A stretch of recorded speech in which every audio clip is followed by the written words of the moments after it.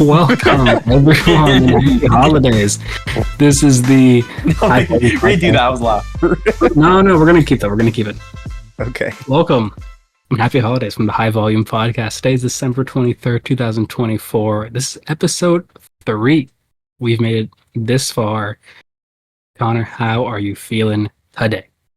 I'm very jolly, and I'm very excited for another podcast episode. What about you, Shaheer? Could not be feeling better. A lot of good things to talk about today. Some Christmas themed stuff on the agenda. Before we get into that, let's talk about this past weekend in the NBA. We had a lot of games going down Saturday, Sunday. We'll even count Friday as the weekend. And we're going to break down the winners and losers from the weekend and our big takeaways from that. With all that said, also, Producer C is here today. He's back from his suspicious 24-hour drive. Got back from a long drive. Happy to be back. Yeah, we don't know why he fled his state, but he has been told by his lawyer not to say anything on today's episode. So we'll get right into it. Now, that sound good? Sounds good to me. Let's do it. All right, so starting off here, Connor, give me your first winner of the NBA weekend. Yeah, my first winner is Cade Cunningham and the Detroit Pistons. Going against a hobbled Suns team who is missing Devin Booker, and well, I guess that's it. Not really too hobbled besides that. But sneaking out a win against them and dropping 133 points is very impressive, despite the Suns being 28th in net rating, or defensive net rating, over the last 10 games and 24th overall in defensive net rating, or defensive rating throughout the whole season. It's still an impressive win, and to score 133 with Cade Cunningham dropping another very impressive stat line, 28 points, 13 assists. Jaden Ivey looked unfazed, even being guarded by the likes of Ryan Dunn, who is typically a really good on-ball defender, but Jaden Ivey outlasted him. And the team as a whole having a very efficient night. It's encouraging to see from the Pistons, especially after last year and their historic losing streak. So very encouraging stuff from them. And Cade Cunningham continues to put up ridiculous, especially assist numbers. He's had 14 assists, 15 assists, 18 assists, and 13 assists in 4 of his last 6 games. So yeah, I went with Cade Cunningham and the Detroit Pistons. Yeah, that's a good call out for sure. The Pistons needed a better year this year, and they're really coming into their own, especially Cade Cunningham, like you said, taking on a new role as the lead facilitator, scorer, really just doing it all. So that's a great call out there. And the Pistons, they're surprising some people, and they may make it to the 30-win range. Who knows? But they're on pace for about 34, which Connor doesn't like to hear because of that bet we made pre-NBA season. It hurt me to give them a winner of the weekend, but yeah, we do have some money on the line. Will they get to 30 wins? Shaheer thinks so. I don't think so, but yeah, we'll actually, because it's very unfair, and I'm sure the viewers are going to agree with this. But basically, if the Pistons don't reach 30 wins, then I would owe Connor $100, and then vice versa. Even though before the NBA season, the Detroit Pistons had like 22, 23 projected wins, so realistically, I should be getting more money in this case, but unfortunately, he refused. I did offer, but you were like, no. You believe in the Pistons so much that you wanted to. I believe in the Pistons. That is my big no ball moment, that I believed in the Pistons, and I will stand by that. But they are a great winner of the weekend for sure, and hopefully winners of 18-ish more games to get me some money and get to that 30-win mark. Moving on to my winner of the weekend, I had the Cleveland Cavaliers. They keep winning and in dominant fashion as well. Friday night, they beat the Milwaukee Bucks 124-101. There was no Giannis, but still a dominant win nonetheless, and Donovan Mitchell looked fantastic. The Cavs went 20 for 47 from three-point range. They are the NBA leader in three-point percentage as a team, and they're really hitting their groove and elevating into that contender status as a team. And then Saturday, on a back-to-back, absolutely dominating the 76ers, 126-99. Great defense performances back-to-back. No Embiid for Philadelphia, but Maxey and Paul George really struggled against the stout Cavaliers defense. This Cavaliers team has the same defensive rating as Boston, but a higher offensive rating. So they're really pushing for that contender status, especially in the Eastern Conference. They are a team to beat. A 25-4 record is no slouch. And in the last 10 games, they are top 4 in both offensive and defensive rating. They're really rounding into form right now, which is great because they have a tough schedule coming out. But the Cavaliers are my biggest winner of the weekend. Yeah, I mean, that's a great shout. It's so great that my second winner was also the Cleveland Here we Cavaliers. go. Even though the Sixers were missing Embiid and the Bucks missing Dame, it doesn't really matter. I feel like for a 25-4 team, the Cavs don't get nearly enough love, and I have to give them my winner of the weekend because dominant performances in dominant fashion. Yeah, and well balanced. They had 6 players score over 10 points against the Sixers, and they had 6 points. 6 players score above 10 points against the Bucks as well. So very well-rounded efforts, and it's looking good.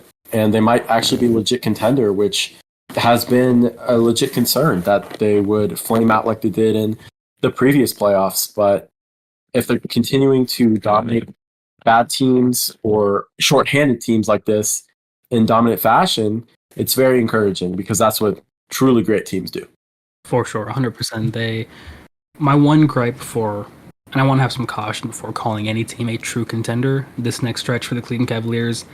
They have some tough teams on back-to-back games, things like that, and true contenders will not flail at that opportunity. So these next 6 games are really going to show me how dominant is Cleveland and could they potentially be better than the Boston Celtics. But for now, celebrate how they're playing. It's phenomenal. 25-4 record is absurd, no matter who you are. And let's see if they keep doing that. But overall, great shouts. And that'll bring me to my second winner of the weekend. Victor Wembanyama, this sophomore phenom, is turning into the top 10 player that we all hope for out of the draft. And we're going to count Thursday as the weekend because he is that amazing. Against the Hawks, he went for 42, 6 and 5 on Thursday. Knocked down 750 for 15 threes, 4 blocks. Stat lines we've never seen before. And Saturday against the Trailblazers, 37 and 3, going 4 for 8 from 3, and of course 10 blocks. He is absurd, and on this pace, he is going to be an all-time great, not only in Spurs history, but NBA history. The last 10 games for Victor Wembanyama, he's averaging 26.8 points, 9.9 rebounds, 5.1 assists, 4.1 blocks, and shooting a respectable 35% from 3. He is the 6th player ever to have a 30-point, 10-block game. He is with legends Hakeem Olajuwon, David Robinson, Artis Gilmore, Dwight Howard, and the great Kareem Abdul-Jabbar. He's also made more history. He's the first player with 4 3-pointers and 10 blocks in an NBA game, and the first under 21 years of age with multiple games with double-figure blocks since the league kept track of them in 1974. And if that wasn't enough history for you, he had a block in 62 straight games, surpassing the franchise record of 61 set by, do you know, Connor, who had this record? David Robinson. Yes, David Robinson had 61 straight games with a block, and Wembanyama did not wait to pass that record. He's been dominant, and he is going to be an all-time great at this rate, and he is really coming into form right now. But any thoughts on Victor Wembanyama? Yeah, I think it's no surprise that he is living up to everything we said about him, basically. He's the generational prospect that we all thought he would be, and is already firmly, in my opinion, a top 10 player, and is going to be entering some pretty uncomfortable conversations pretty soon. For sure. I mean, the stats speak for themselves, especially in the last 10. Yes, they do. Yeah. Nothing else much to say. And he's only getting better at a rapid pace that we never truly ever see. I mean, we don't, especially in second year players. Usually third year players, you get like a Chris Paul MVP type season or a Dwayne Wade MVP type season. But in your second year, it usually takes until that third year to get as good as Wemby is and to become a top 10 player. We only see that with the likes of LeBron and Jordan, but Kareem, but after that, it's a very short list of players this young, especially at the young age that Wemby is, because Dwayne Wade entered the league. He was already 22, I'm pretty sure. So, yeah, what Wemby's doing is very unprecedented. Yeah, he is going to be insane. And he started off the year looking like it was going to be a sophomore slump, but he's quickly turned around and he is turning into must-watch basketball. And I don't think anyone can dispute that. But Wembanyama, huge winner of the weekend, and I don't know if he's going to lose anytime soon, but he's been just fanatical. What a word. Fanatical. I believe that is a word. But we're going to transition into our losers from the weekend, of course. Where there are winners, there are also losers. Connor, who is your first loser from this last NBA weekend? I mean, I feel like the biggest loser has to be the Miami Heat. First of all, they lost to the Thunder, which, I mean, it is the Thunder, and that's okay. But specifically talking about the game on Saturday against the Orlando Magic, where they blew a huge fourth quarter lead by losing the fourth quarter 37-8. There is no way around this. This is my biggest problem with the Heat all year, is that their offense is bad. And with Jimmy Butler out, it looked even worse.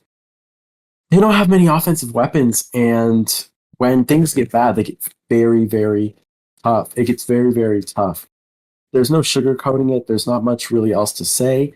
You cannot be losing a quarter by 30 and scoring 8 points in that entire fourth quarter. Really one of the biggest choke drops we will see all season, and completely unacceptable. And I feel like you might have had them as a loser, but Yeah, I actually did. They were going to be third on my list, and they were going to be a loser. But I okay. do agree with you for sure. They are.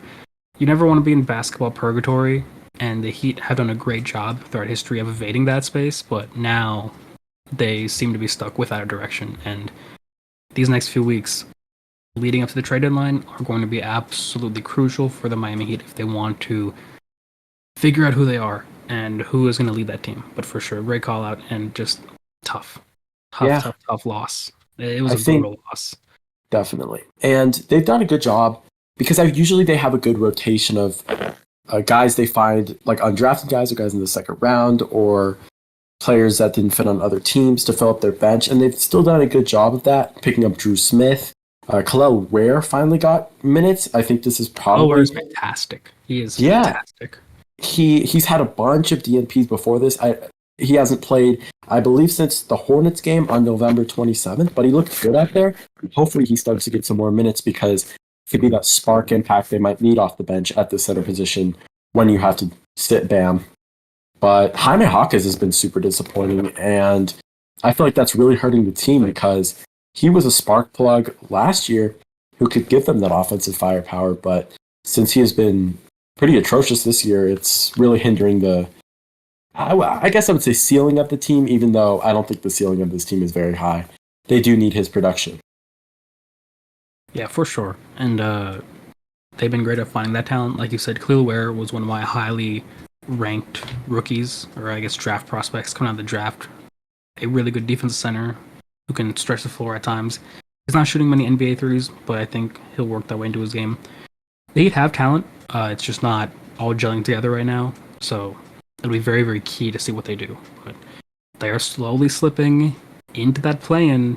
And if you look the way the Hawks have been playing and the Pacers have been playing, Miami Heat, you blink now, you might find yourself in the 8-9 seed. So very, very key what they do, but definitely a huge loser from this weekend. My loser that I put was actually on the other end of that Miami Heat game. I put the Orlando Magic as a loser. I was going to put them as a winner, but then we got the news that Mo Wagner was going to end his season because of that injury, the torn ACL. And it just adds to another just tough to swallow injury for these Orlando Magic. Injuries have been killing them. You know, you lose Mo Wagner, who was top 10 in 6 Man of the Year odds, and he was helping Orlando really manage without their star players. It's just been a brutal year. There have been a lot of injuries throughout the league, but to lose 2 of your All-Stars and then your 6 Man of the Year candidate, it's not great. And now Jalen Suggs is going to miss some time. He's out with an injury. It's just been a tough weekend. You know, and Paulo was injured in late October. He's been reevaluated, but they haven't said anything. But he's still not taking contact, which is usually a sign that a player is not ready to come back immediately. Once they start taking contact, they're pretty much NBA ready. Paulo has not. And then Franz Wagner, that same injury will be reevaluated January 4th, but he's not going to come back immediately if it's the same as Paolo's. So you're looking at a time for this Orlando Magic without 3 to 4 of your best players, where they could be missing anywhere from 10 to 15 of these next games. And it's really going to be all hands on deck for Orlando. They're a deep, gritty team, but you're going to be slipping in seeding.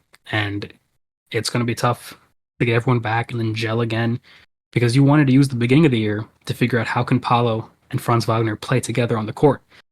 And you're going to have to figure that out mid-season when all these teams are at their best and playing for seeding.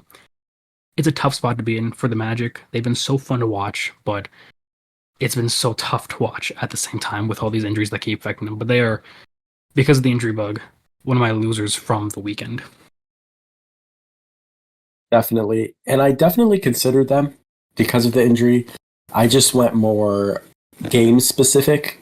And Yeah, for sure. yeah, so they did get the win, and the Mo Wagner loss is going to hurt exponentially for sure. Especially as it's kind of a domino effect as well. When you just lose so many good players, like the Pelicans did, it is bound to unravel at some point. And yeah, it was impressive that they could pull off that win, though.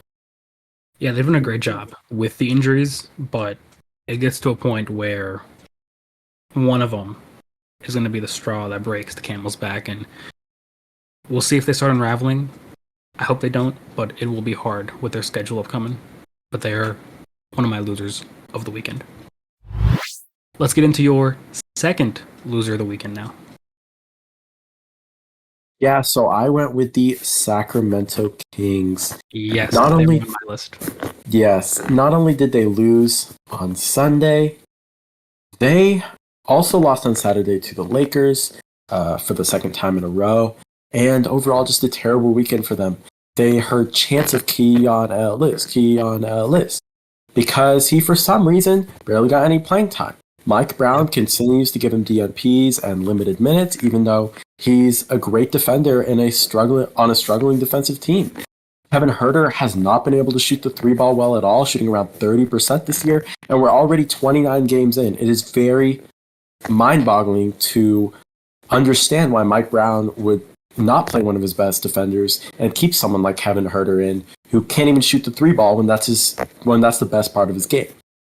Also, we have the De'Aaron Fox trade rumors. De'Aaron Fox is on the trade mill, and it is a possibility that he does leave, and has been heavily linked to the Spurs, as I said earlier. So losing one of your two key franchise players is not something you want to hear, especially when you're Sacramento, who hasn't had the best luck bringing in stars in the first place.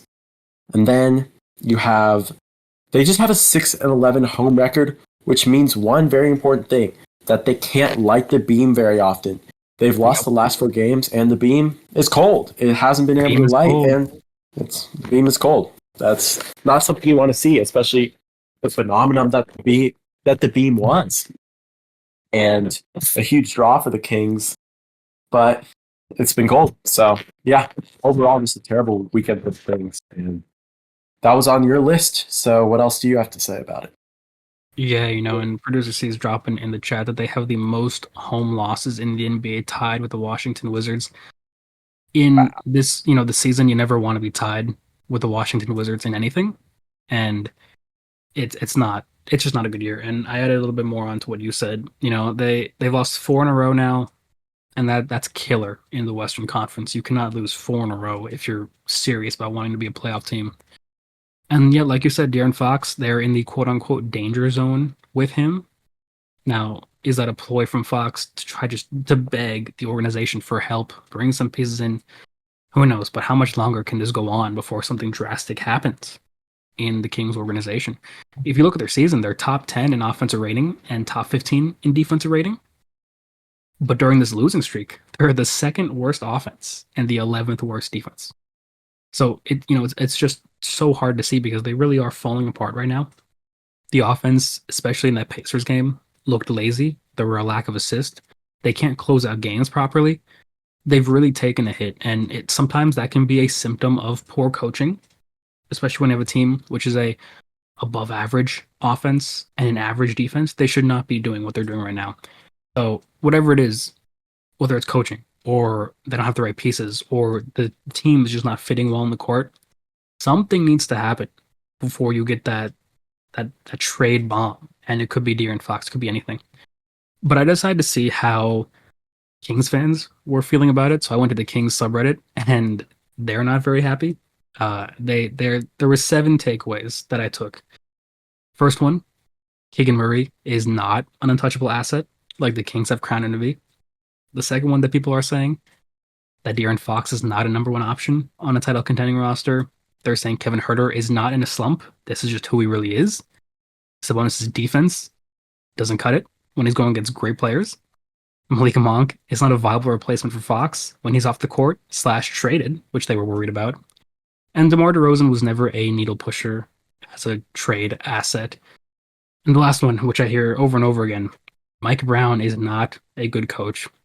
Like you've said, the Keon Ellis thing, some things are just inexcusable and inexplicable, and he really felt like he was better for the culture of the Kings during that amazing season they had where they broke their playoff drought. But when it comes down to the X's and O's, he's really coming up short for this team, and it does suck because they are a team that have so many great players and stories, stars on the squad, but you just can't. You just cannot. You just can't do what they're doing, and it's sad to see. But it's hard. It's hard to look at the Kings and feel good like you did 2 years ago. It's hard because they were one of the most fun offenses to watch and super fast paced. They were the number one offense in offensive rating, like 2 years ago, like you were saying, how good they were.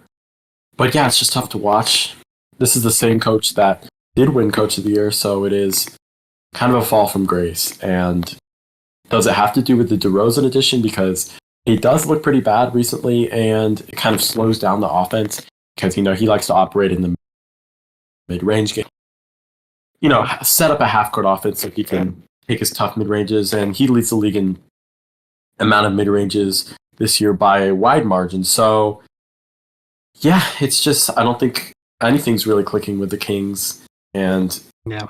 If this is really who Kevin Huerter is, and if Keegan Murray is going to play like this too, then there should be some shakeups on this roster, and no one should be safe.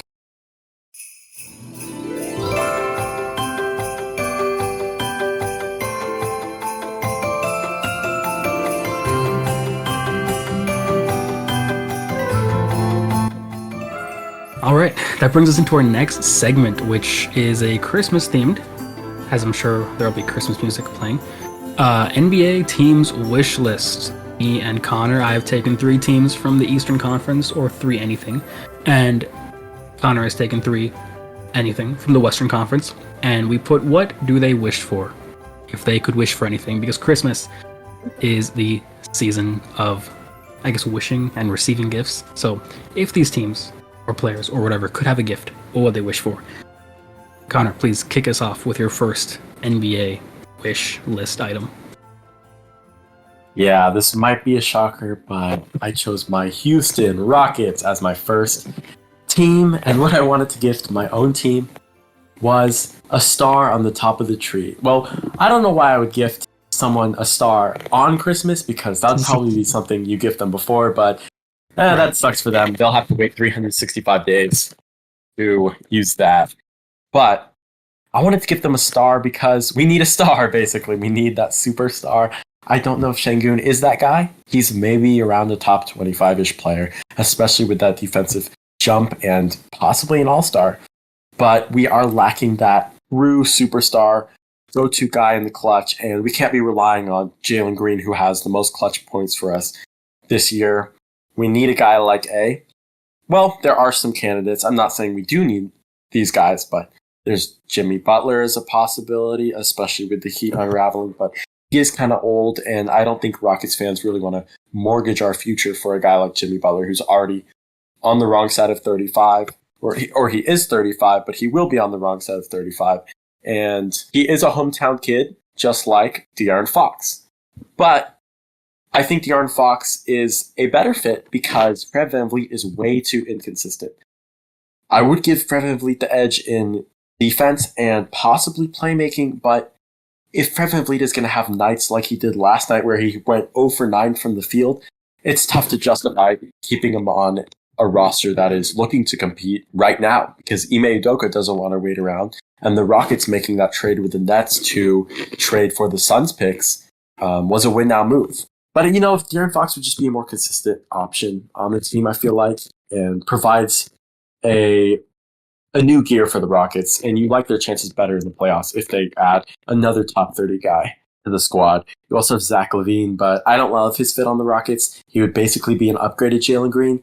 And then, as I mentioned earlier, Devin Booker and Kevin Durant. I would be willing to trade a guy like Jalen Green to upgrade to Devin Booker because even though I said no to Zach LaVine, Devin Booker is definitely a step above that. He's already been the 1A/1B option on a finals team and is only 27 years old, I believe. So a great addition and exactly what we would need. So if the Suns continue to downfall, we have their picks. We could trade for him. Basically, I want a star for my team. That's what we're lacking. Unless we're going to be like the 0-4 Pistons, look at any other year and they have a top 10 player. So yeah, give my Rockets a star. Yeah, I like that. That's good. I've always been a fan of the OKC method, which is if you have a young team that's playing very, very well, go to the playoffs first and see what you need and then adjust in the offseason. But they could definitely make a trade in season for one of those guys you mentioned. They're very talented on the defensive end, and anything offensively would be a great luxury to have. But for sure they're looking at who is out there that they could bring in and not leverage their future. But a great call out there, the Houston Rockets, wishing for their star on the top of the tree. All right, getting to my first wish list item here. I have the Chicago Bulls, and they're wishing for the day to come that they can completely rebuild their team. It feels like Zach LaVine and Nikola Vucevic have been available on the trade market for years now, and they've had no success getting rid of them. Some due to contracts, some due to injury concern. It feels like this year could be the year, but the Bulls really aren't going to be able to officially tear it apart and rebuild until those guys are gone and off their squad. Because right now they've been a middling play-in team, and this year they're in that same exact spot. I know Bulls fans just want to pick a direction, and it's probably going to be rebuilding with the way that the trade market is going, but that's the good news for Bulls fans. This year there's a lot of interest in Zach LaVine, there's some interest in Nick Vucevic, and there's a lot of desperate teams out there. So for the Chicago Bulls, their wish really is so simple. Can somebody please take these guys off of our team so we can finally lean into the young guys and go into that full-on rebuild, especially with the way these draft classes the next few years are looking. The Bulls want to rebuild. That, I think, is their biggest wish of all. Definitely. I definitely agree with that. They need to pick a direction, and that'll be super beneficial for them in the long term. Let's get into your second wish list item. What is the wish? Yeah, so Producer C actually had the same one on his list that he kindly provided for us. I'm going to give healing potions for Kawhi because he needs to heal. He needs to come back. Obviously, he's missed the last 3 playoffs with injury. Or I believe be 4 now that he's had injuries in. Yeah, so he needs maybe like the Aaron Rodgers ayahuasca that he took for his Achilles injury that got him back in 5 months or whatever Aaron Rodgers did. I don't really know. But yeah, he just needs that. And the Clippers are sneaky. I know it's like every year, a team with James Harden on it, oh, they're going to win. And then someone gets hurt and then Harden does bad in elimination games or whatever. But how many times has James Harden had a top 5 defense like this, even though this isn't new James Harden that we're seeing? And then how many times has Kawhi had the luxury to miss 30 games in a season, the first 30 games in a season, and have his team still be above 500 and in a playoff spot? This is something we've never seen with Kawhi, him having the luxury to miss that many games. And they're obviously, or I feel like, they aren't rushing him back, and he might already be ready to go, but he doesn't really need to be ready to go because the team is doing well without him. So they already have a great defense. You add Kawhi, who's one of the best playoff performers we've ever seen, and this team is really, really scary. I was wondering if this would be the first episode of the podcast where James Harden was not mentioned. Unfortunately, No, and I will we haven't continue that gotten there streak yet. till the podcast dies. So Yeah, unfortunately, we are forced to keep saying his name. But good points all around Kawhi Leonard. Fantastic player when he plays, but like they say, the best ability is availability, and he does not have that. But overall, good stuff. And yeah, that is what I'm sure Clippers fans are waiting, counting down the days till Kawhi Leonard comes back. As for my next wish, the Indiana Pacers are wishing for last year's Tyrese Halliburton. I talk about him way too much, I probably do, but I think this is the truth here. The Pacers are finally rounding into form. They're on a 4-game win streak. In the last 4 games, they have the 3rd best net rating in the entire NBA. It feels like they're turning the corner on their year and really becoming what they all thought they could be after last year's Eastern Conference run. But there's one thing missing, and that is the Tyrese Halliburton of old. So I think if I'm leading the Pacers, I'm wishing for an aggressive Tyrese Halliburton. He is playing better lately for sure, but it's really not enough. Like, if I look at the Pacers, and I think the ceiling is really as far as Tyrese can take you. Now that everyone's playing defense and Pascal Siakam's playing really well, and Nemhard's coming into his role, I want the Tyrese Halliburton who's not going to settle for threes, who's going to attack the paint, kick the ball out, look for his open guys. I don't care if he shoots 40% if he's driving in, just to be aggressive and be that point guard. If I'm the Indiana Pacers, I'm wishing, praying, hoping that the guy that I paid 5 years, $244 million starts playing like he's that superstar worth the money.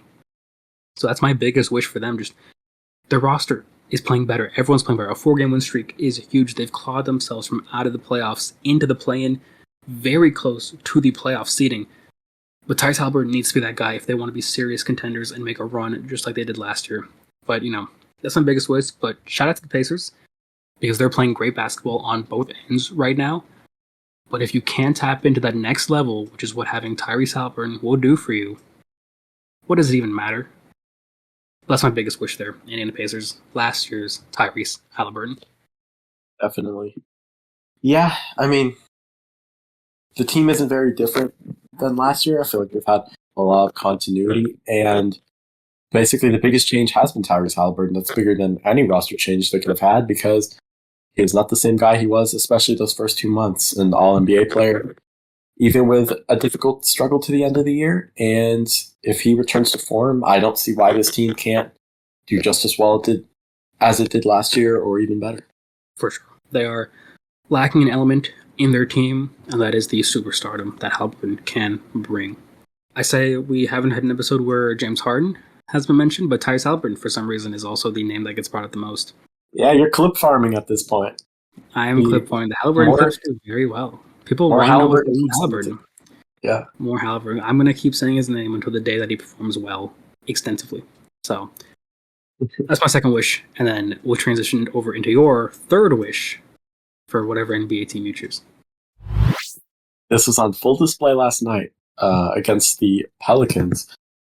But I want to give the Nuggets a hypnotist so that we can convince the Nuggets that every half is the second half. There are many stats that indicate that the Nuggets are just a terrible first half team and an amazing clutch and second half team. Via Nuggets Notes on Twitter, their net rating in the first half is negative 5.3 versus plus 9.8 in the second half. And from one of my inspirations, Carson Breber from the Nerd Sesh podcast, he relayed some great stats.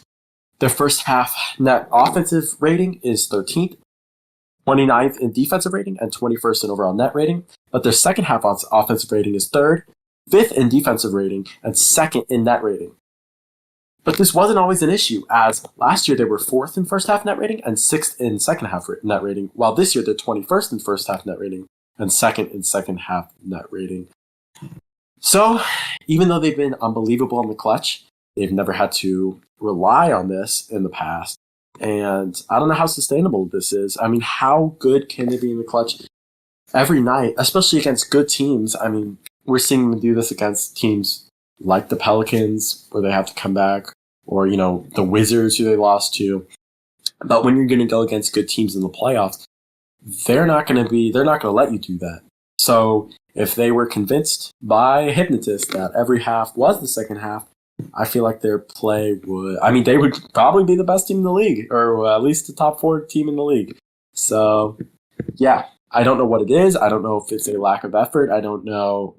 I really don't have an explanation for it, but that extra gear definitely does hit in the second half of the Nuggets.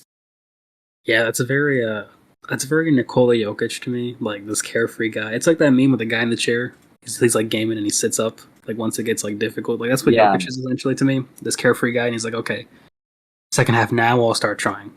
But he needs help on that team for sure. But he's a great second half player, and the Nuggets really come alive at the end of games. But that is not the recipe to winning in the NBA, unfortunately. So great call there. I mean, he just wants to play with his horses all day, so. That's true. Maybe they should bring in. I keep thinking every time I hear hypnotist, I think of that one Pokemon that has like the hypnosis power. Isn't it just Hypno? Or no? I think it's Hypno. I think it's just Hypno. But yeah, that guy always scared me as a kid. Seemed like a really too powerful of a Pokemon to have. But maybe he'll get a minimum contract, and the Nuggets can figure things out. But yeah, great call there. All right, and for my final wish, this is a fun one, I do think. Maybe a more spicy one these days, but I think the NBA is wishing that people would stop talking about the ratings. The NBA ratings, the whole conversation behind them, tends to come off a little more nostalgia-based. We've adapted to new playing styles in every sport, but for some reason it's an issue in basketball. And we're so quick to highlight negative plays or players or actions that happen in the NBA that wouldn't have happened years ago. Well, the good ones are always the ones that don't get seen or heard. Like the Nuggets' post-centric offense is very alive and well. They're a very, very good offense. And that always goes unseen in this world of social media today. But there's one article from John Hollinger of The Athletic who wrote this very beautifully. And the whole, we'll have that in the show notes or the description of this if I can remember to do that. But his whole premise of this article is that there's been a lot of noise about the NBA ratings declining. Really, the league would really wish that we all stop talking about it because they just signed a $76 billion media deal, which is a funny way of showing that your league is struggling. But the issue is ratings are down across all sports, except the NFL, which is proven to be the king in America, but it's not an NBA problem, right? And what gets overlooked, as John Hollinger explains, is how much the product has really improved. The league has cut down on a lot of things. Foul calls during drives are down, and the game flows a lot better. And the article says some of the most watchable, entertaining, and stoppage-free basketball has been of the last quarter century. And yet people are fixated on things like three-point shooting. And while it is true that 42% of shots this year are from three, does that ruin the game is the question. And John Hollinger says no. He says more threes means better spacing and more dunks. It's making guys like Tyler Herro and Zach LaVine, who are playing very well this year, even more dynamic, and the changes aren't hurting the excitement of the game. Because the NBA does have its problems, but a lot of people do fixate on the wrong things, which is why the NBA would, in my opinion, wish that this all conversation would just stop. And then there are some worryful concerns, as Hollinger puts it. Trends like Boston takes 55% of their shots from three. That could push the limits in the future. But Orlando coach Jamal Mosley said, the game is always going to change. There will be ebbs and flows. The NBA has solved bigger problems before, like excessive reviews and that awful three-point foul grifting that happened for a while. But they're working, and it is proving to have actual results. So John Hollinger finishes this whole article, which is a beautiful read. Instead of worrying about ratings or shot selection, ask yourself, are you watching the games? Because if you are, you would see how entertaining this league has become. And I'm sure a lot of fans feel that way, but we harp on the wrong things. NBA ratings could be a legitimate concern, for sure. No league wants to see that. But where the real issue may be access to games or things that we can actually fight for, we choose to worry about the wrong things, like the three-point shooting and things like that. So I think the NBA as a whole is wishing people would stop talking about this ratings crisis. But that is my fun little wish number 3 that I'm sure that Adam Silver has some sort of sentiment with. Yeah, I absolutely hate it. And I think this whole ratings thing was just a way for people who already had issues with the NBA to just air out their grievances. And they don't really actually like to watch basketball, just as Kevin Durant says. NBA fans don't even like basketball, and it's weird. these are people who don't actually watch basketball. They just box score watch, or when they tune in, they're going in with the mindset that they don't want to enjoy watching basketball, because there's no universe where this isn't better than watching 20-foot long mid ranges brick. It's just a better shot at this, like the 3-pointer is just a better shot. And if you like to see mid ranges, go watch a Kyrie Irving, a Shai Gilgeous-Alexander, a Kevin Durant, a Devin Booker. There's something for everyone to enjoy. There really isn't much to complain about the NBA. It's just people who already didn't want to watch the NBA kind of expressing what they didn't like about it.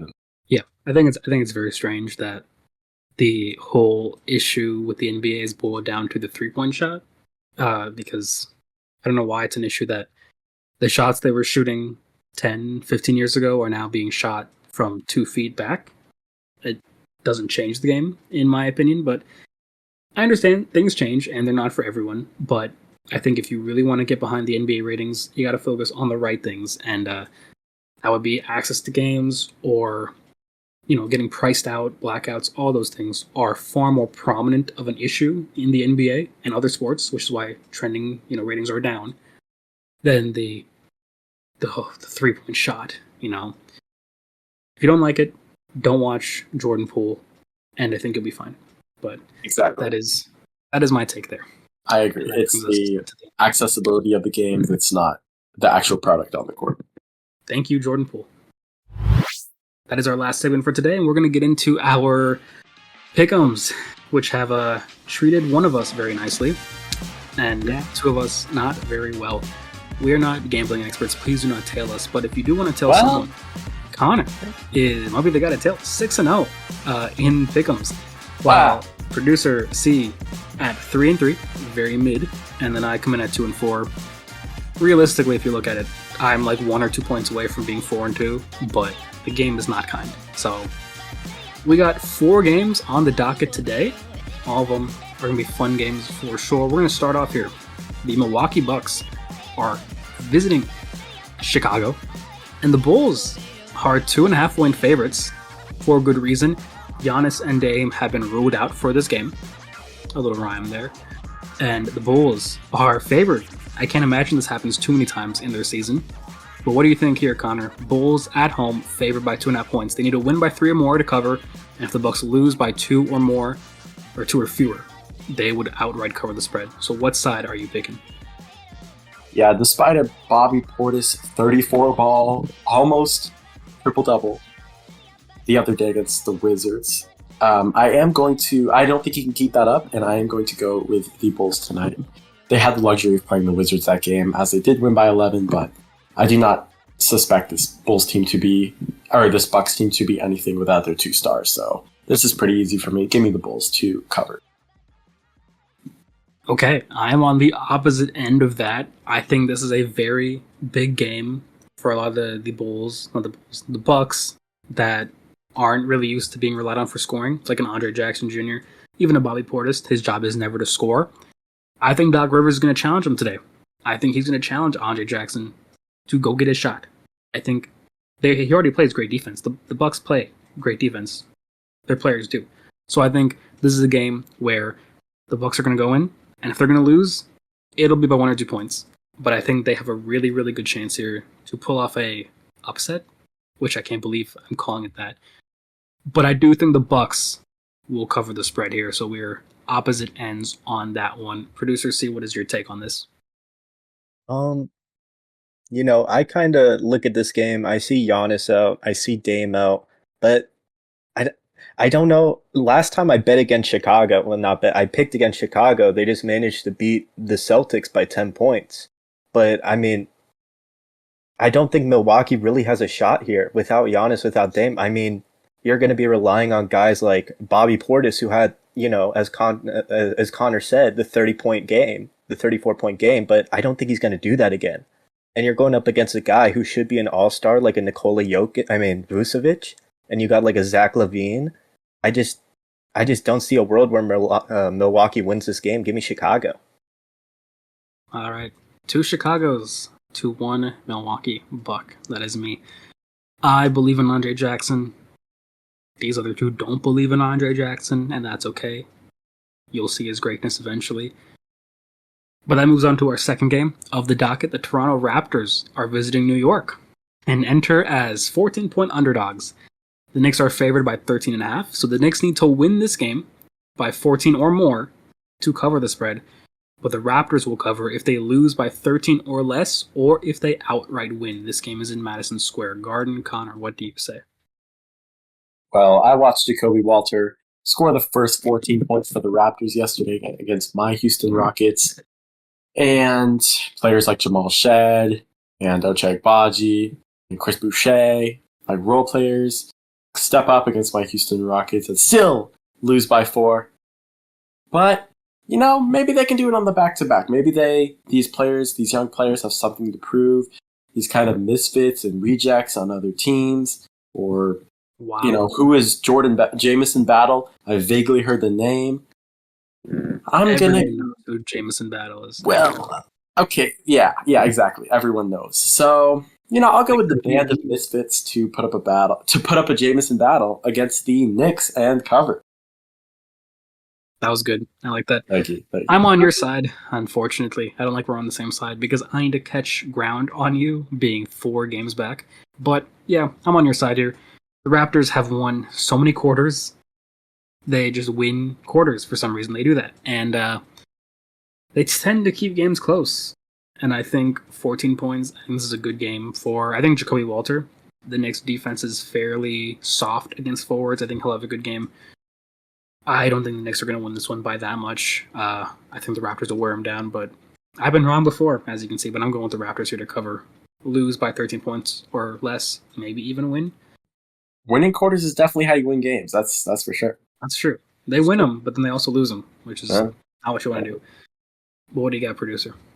I look at this matchup here. Knicks have everybody healthy. Toronto, Jakob Poeltl, he's going to be out with a groin injury. That's going to be a huge hit to their backcourt. RJ Barrett is questionable. I think I don't know if RJ Barrett plays or not, but I feel like this might be the first time we all agree on something because I feel like I'm also going to go with Toronto here. I think they can keep it at least within 14. The last time these two teams played, the Knicks only won by 5 points, and that was also a Jacoby Walter 19-point game. So I feel like Toronto can keep this close at least. So I'm going Toronto. Wow. Everyone agreeing means that it will not hit, but it's not going to hit. I actually had no idea. I had no idea Jakob Poeltl was out. I was actually banking on him to play really well today, but Kelly Olynyk, their backup big, they traded first-round pick for him. He's going to prove why today. I believe in the Toronto Raptors, and I'm not changing up. They're going to do great things, which means losing by like 10. All right. Next game on the docket, the Clippers travel to Memphis to play the Memphis Grizzlies. The Grizzlies are favored by 5.5 points. They would need to win by 6 or more to cover, and the Clippers would need to lose by 5 points or less, or even win. Connor, where's your head at for this one? So we're going to see another James Harden masterclass tonight. Oh, boy. Even with possibly Zubac out. So give me the Grizzlies. I think that Grizzlies with their big 3, even though Desmond Bane has had a difficult year, is just too much to overcome for the Clippers. The Clippers have a great defense, but I think the Grizzlies are just too overpowering on offense regardless. And yeah, I don't know if, especially without Zubac, he's such an integral part. The pick and rolls with Harden are very unstoppable.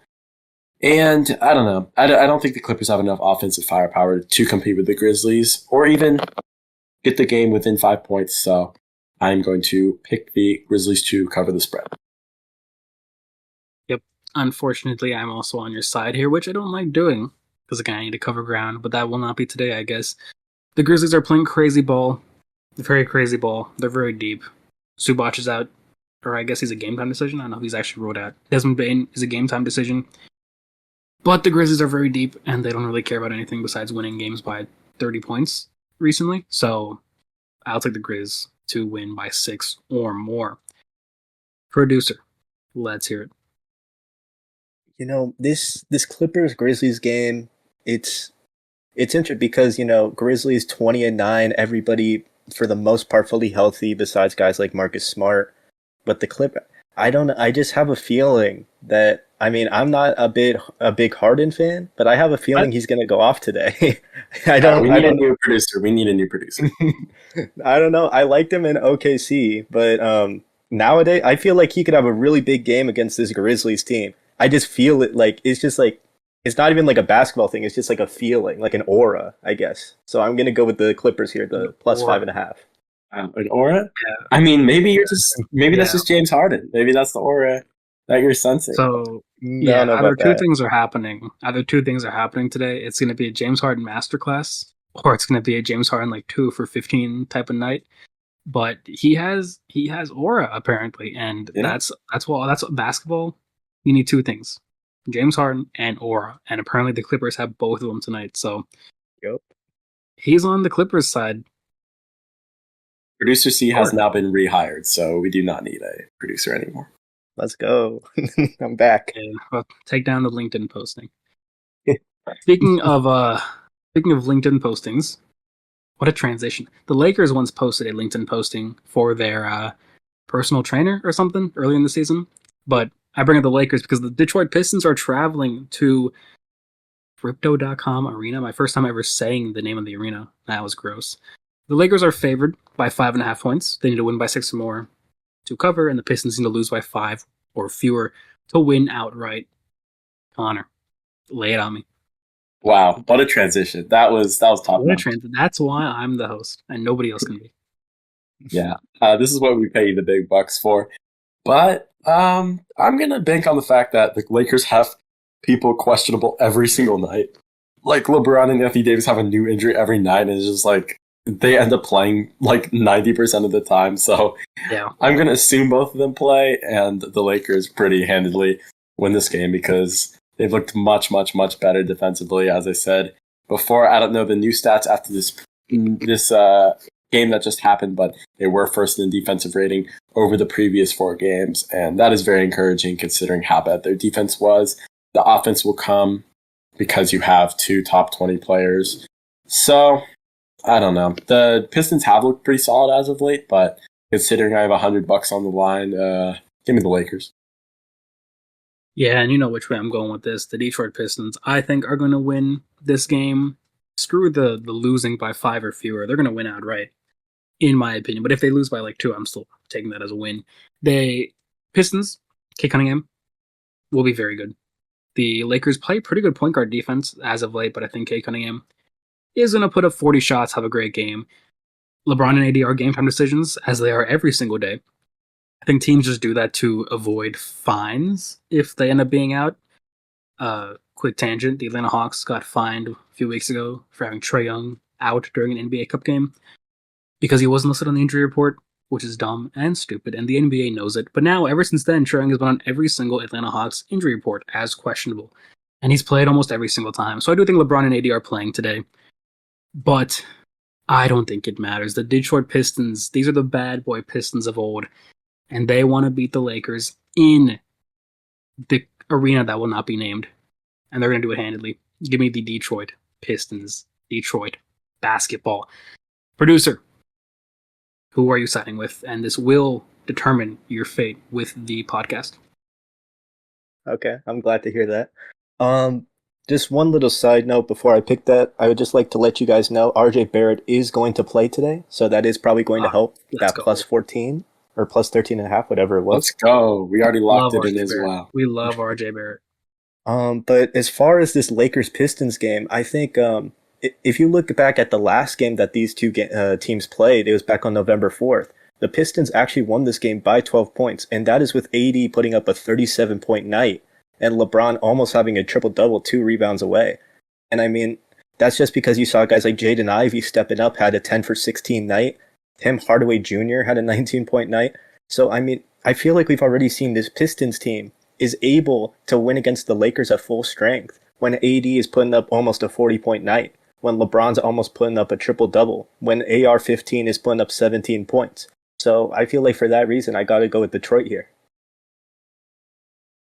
Easy money. It really is easy money. The Detroit Pistons, I've heard from Adam Silver, are the team of fate this year, so they will be winning these games Are you going to listen to that guy or the guy who's 6-0 in pick'ems? Just keep that in mind. Well, you know, my Falcons were 1-6-3 and lost 4 in a row. So, you know, you're not ever safe. But let me tell you, your Texans lost. That's all I wanted. But we did go That's against all I wanted to say. the best team in the league. So, yeah. You did not go against the Michael Penix-led Falcons, but that is okay. I will Very let you live true. in your delusion. Michael Penix is not a football podcast, but he is the winningest quarterback in NFL history. Fun fact. So we'll leave it there, but those are our And final picks today. Don't forget, the Texans got the best separator in the NFL, Deontay Johnson, who we signed today. So let's all clap it up. True.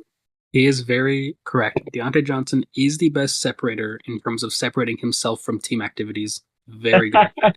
And he will be joining the Texans for at least the next day. We'll see what happens there. At least one day. You win that. You win that battle. Recapping, I win that Jameson battle. Recapping these games, Milwaukee and Chicago.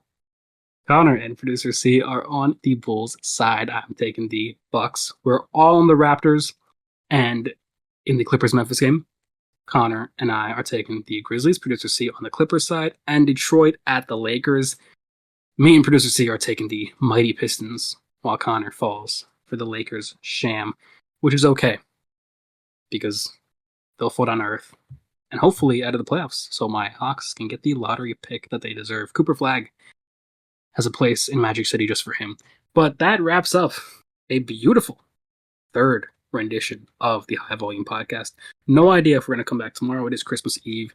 We will see how things shake up there, but a great episode today. And any closing notes from either one of you gentlemen? Yeah, I just wanted to give an inspirational quote by an NBA legend so that anyone can not doing that. We are think not. anything is possible. This is not. We're not. We're not that kind of podcast. Yeah, here we go. I'm at a point now where I've done everything individually, accolade-wise. A lot of things that guys in this league haven't done. I've already done it already. Individually. My goal now is to win. Andre Drummond. Okay, thank God. I thought that was going to be James Harden. I was going to freak out. Andre Drummond. I want the confidence. I want the confidence of Andre Drummond. Andre Drummond. That's what I want for Christmas. If Andre Drummond is listening to the High Volume Podcast, come on an episode, buddy. We got all your quotes pulled up. We'll ask you about that. Somebody clip this and at Andre Drummond on TikTok if he has a TikTok. But he does. That's a beautiful way to end it. Too bad we're not going to end it there. Producer C, any final notes? No, I mean, not really. I mean, this felt like a good episode. Okay. Cut me off. Good episode. Thanks, guys. You can't say no notes and then start going into your notes. Like that's no, because I was talking and then you were like, yeah, no notes. And I was like, okay. Well, you either got to be like Connor. You either have to be like Connor and be like, yes, Andre Drummond quote, or nothing at all. I mean, do you want me to read a quote? You got to make up your own. I got to make up. Okay. Even if it feels like there's 1,000 people lying on top of you, you have to overpower them and be the one to stand on top. You did not come up with it. I didn't like that quote very much. I don't like the idea of 1,000 people lying on top of me, but yeah, producer C does, and that is exactly why he is here. We're not ending it off on that. That is Thank you, producer C, for your wise words. The High Volume Podcast. We got Andre Drummond and death by 1,000 people. That is why you tune in to the High Volume Podcast. No other podcast will give you this. But all right, that will leave off a beautiful segment. Happy holidays, people. Enjoy with your families. And we'll be back after the holidays, or maybe even tomorrow. I have no idea what we're doing. But with that said, go out there, Christmas shop, have a great time. And like always, I have no catchphrase yet, but like always, be like Andre Drummond, and life will go very well. Thank you all for tuning in. Have a great night. Thank you. See ya. Shout out to Jameson Battle.